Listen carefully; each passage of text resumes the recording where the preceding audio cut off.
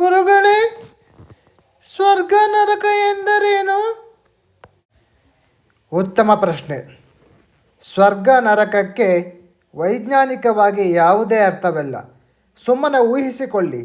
ನಿಮ್ಮ ಮನಸ್ಸು ದುಃಖದಲ್ಲಿದ್ದಾಗ ಅದು ನಿಮಗೆ ನರಕ ಎನಿಸುತ್ತದೆ. ಅದೇ ನಿಮ್ಮ ಮನಸ್ಸು ಸಂತೋಷವಾಗಿದ್ದಾಗ ದೇಹದ ಅರಿವೇ ಇಲ್ಲದೆ ತೇಲುತ್ತಿರುತ್ತೀರಿ. ಅದನ್ನೇ ಸ್ವರ್ಗ ಎನ್ನಲಾಗುತ್ತದೆ. ವೈಜ್ಞಾನಿಕವಾಗಿ ಇದೇ ಅರ್ಥ. ನೀವು ವಿಜ್ಞಾನಿಗಳ ಬಳಿ ಕೇಳಿದರೂ ಇದನ್ನೇ ಹೇಳುತ್ತಾರೆ. ಇದನ್ನು ತಿಳಿದುಕೊಳ್ಳುವ ಅಗತ್ಯವೇನಿದೆ?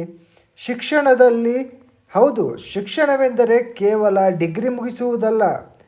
ನಂತರ ಜೀವನಕ್ಕೆ ಬೇಕಾದ ಸಂಸ್ಕಾರವನ್ನು ಪಡೆಯಬೇಕು. ಆ ಸಂಸ್ಕಾರವೇ ನಾನು ಹೇಳುತ್ತಿರುವ ಎಲ್ಲ ವಿಷಯಗಳು ನೀವು ದಿನನಿತ್ಯ ಪ್ರಶ್ನೆ ಹಾಕಿರುತ್ತೀರಿ. ಅದನ್ನೇ ನಿವಾರಿಸುತ್ತಿದ್ದೇನೆ.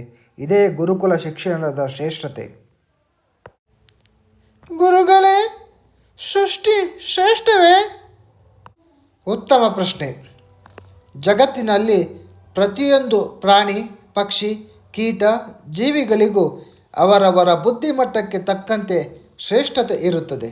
ಅವುಗಳ ಆಳಕ್ಕೆ ಎಳೆಯುತ್ತಿದ್ದಂತೆ ಆ ರೀತಿಯ ಒಂದು ವ್ಯವಸ್ಥೆ ಭಗವಂತ ಮಾಡಿದ್ದಾನೆ ಎಂದು ತಿಳಿಯುತ್ತದೆ.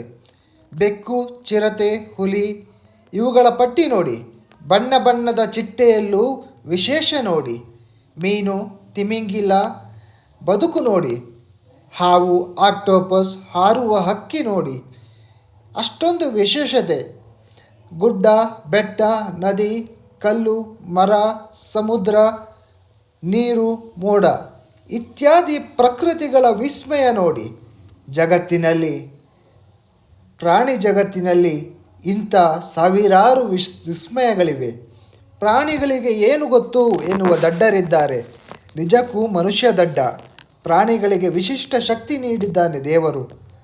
ಒಂದು ಕರು ಬಾವಿಗೆ ಬಿತ್ತು, ಆದರೆ ಸಾಯುವುದಿಲ್ಲ. ಅದೇ ರೀತಿ ಮನುಷ್ಯ ಬಾವಿಗೆ ಬೀಳುತ್ತಾನೆ, ಆದರೆ ಸಾಯುತ್ತಾನೆ. ಹಾಗಾದರೆ ಕರುವಿಗೆ ಈಜು ಕಲಿಸಿದ್ದು ಯಾರು? ಅದು ಹೇಗೆ ಕರು ಹುಟ್ಟಿದ ಕೂಡಲೇ ಕೆಚ್ಚಲು ಹುಡುಕಿಕೊಂಡು ಹೋಗುತ್ತದೆ, ಆದರೆ ಮಗು ನಾಯಿ ಗದ್ದಲ ಮಾಡುತ್ತದೆ ಎಂದು ಕೊಟ್ಟುಬಿಟ್ಟು ನಂತರ ಅದು ಹೇಗೆ ಮನೆ ಹುಡುಕಿ ಬರುತ್ತದೆ?